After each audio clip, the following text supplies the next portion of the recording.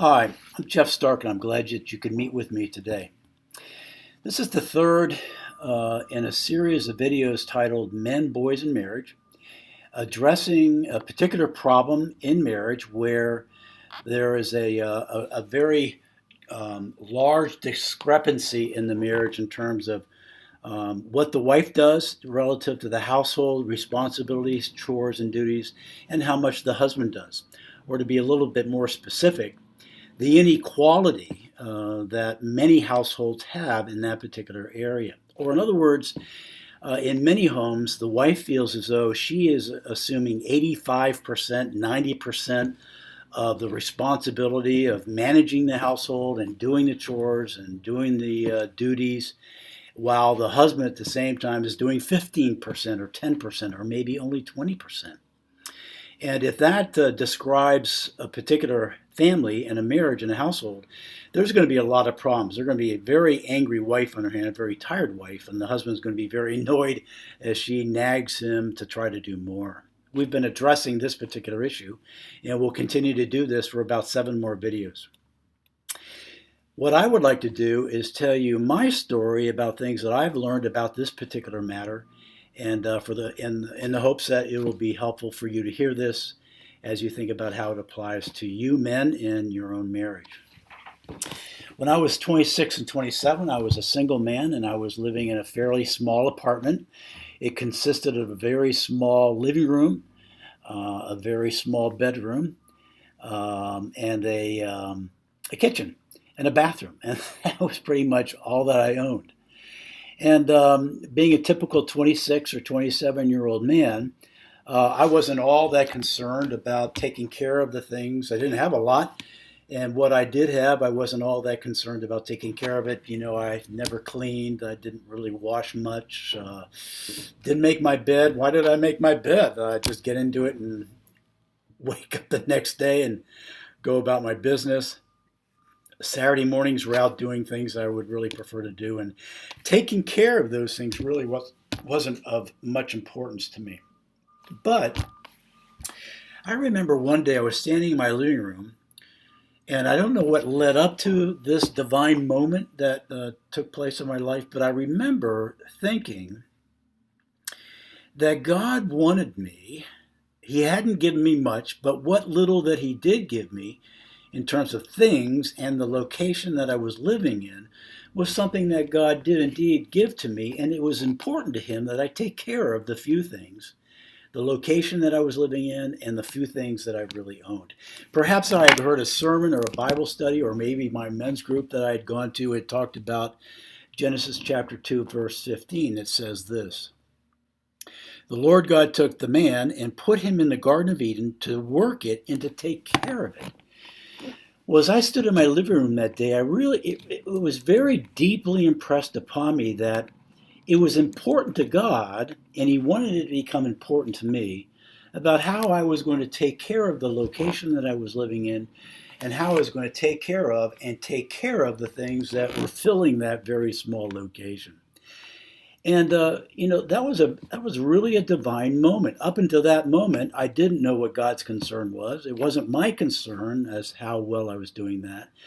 But when he impressed upon me that it was important to him and he wanted it to be important to me, it became important to me. And 3 things changed as a result of that divine moment in that very small living room. Number 1, I started taking care of the things that he had given to me in the location. And every Saturday morning from that point in time, I started taking care of my living room. I had gone out that week and I bought some end dust and some paper towels and Windex, and I started cleaning and polishing the furniture that I had. It was mostly 2x4s and plywood and things like that. But nonetheless, I started cleaning that and dusting my furniture. Windows, who takes care of windows? There's more important things to do. But you know what? No, my heart had changed. And it was important to God how I took care of my windows, as I look at the windows here. And so I bought Windex and paper towels and started cleaning my windows on Saturday morning. I started making the bed. I started cleaning the sheets. I started making the bed. And I started vacuuming the 2 carpets that I had. I took out a broom and dustpan and started cleaning up the floor and doing that in my living room and doing that in my bedroom. I bought the bathroom cleaner along with Endex and paper towels. I bought bathroom cleaner, and every Saturday morning I started cleaning my toilet bowl. And I cleaned my sink and shower and bathtub and things like that. And then I would go down to the kitchen and clean the kitchen, as that needed to be done once a day, or once a week, I should say, but daily or almost every day. I started, if I had fixed the dinner, I would clean the dishes and I would wash them and put them in that little iron thing where they would dry out. I don't know what you call those things, but typically there's one next to every sink, and I would clean my dishes and put them in there so that they would dry. I would do the same thing with the utensils. I would clean the dinner table that I happened to eat on.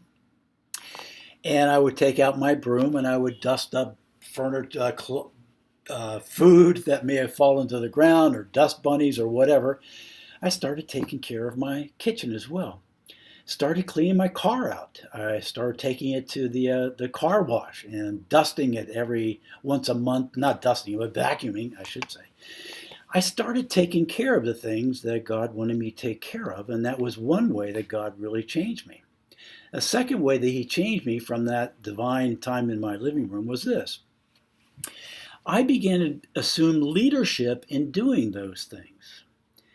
I began to take leadership in doing that, and that is to say, thirdly, no one really had to tell me to do those things now. And taking leadership, I really started doing those things on my own, and no one had to tell me to do it. My mom and dad would tell me to do that growing up, and I didn't pay much attention to them because it was important to them, but it wasn't important to me. So when I left home, it continued to be unimportant to me. But now God said it's important, and it became important to me at that point in time as well.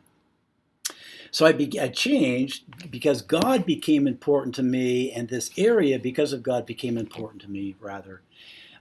What became important to him became important to me. So I started cleaning up my location, cleaning up the things that were in my house, having dominion, if I can put it in those terms. And I started doing those things and not having to be told to do those things. I began to take leadership in those matters. There's a lot of ways that a man in his 20s needs to grow from a boy and transition from a boy into becoming a man. And I would say that that was a very important time in my life of making that transition. I was a boy in that regard in those matters.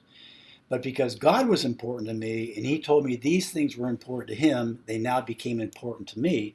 And I transitioned from a boy really into a man by now learning how to have dominion over the things and the location that God had given to me. There's lots of other ways a boy needs to transition, but that was a very significant way that I made that transition. And that's my story about how God helped me to transition into taking 100% responsibility for those things in that location. How about it, men? How are you? Single guys and you married men. Have you made that transition yet? God says, if God is important to you and God says these things are important to him and he wants them to become important to us, well, I would ask you to prayerfully consider doing what I did, and that praying, asking God to forgive me for being a boy in that matter, helping me to transition into becoming a man, and thereby having dominion over that location and the things that he had given to me. Taking leadership and not having to be told to do that by a mother, a father, or even perhaps a wife. I hope that's helpful for you. I hope many of you men will say, God has helped me to have dominion as well, to the benefit of my life and to the benefit of my wife and to the benefit of our family.